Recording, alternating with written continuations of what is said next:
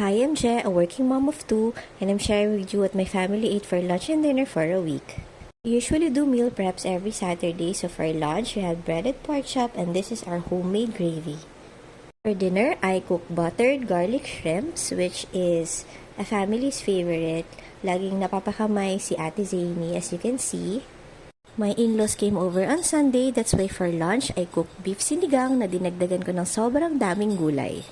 Usually have Grab food delivered every Sunday dinner kasi pagod na sa chores. So for this dinner, we had grilled chicken, na first time na try ni Zany, and then we also had ripe papaya for dessert. For Monday lunch, we had pork spare ribs caldereta which I cooked over the weekend. Usually, mga red or white sauce ang inuulam namin earlier in the week. And then for dessert, we had bananas. We were supposed to have stir-fried squid kaso nag-request si Ate Zany ng calamari, so I did that and I paired it with some buttered vegetables. And we also have buko juice for dinner. Over the weekend, I cooked pork strips and vegetables in oyster sauce, tapos ayun ang inulam namin for Tuesday lunch. And then, we also had sun grapes for dessert. Needed to finish some leftovers, kaya ayun ang dinner namin for Tuesday, yung tirang caldereta, sinigang, at buttered shrimp.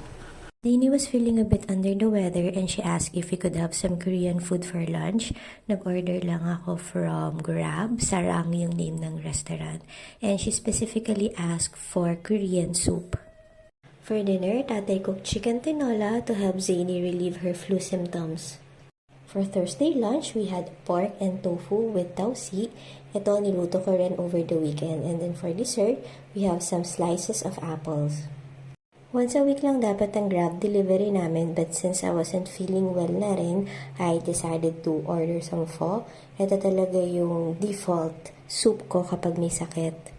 Friday lunch, we had some leftover tinola and then yung tokwat baboy, and then Zany requested for Tatay to cook kimchi fried rice, and then we had langka for dessert.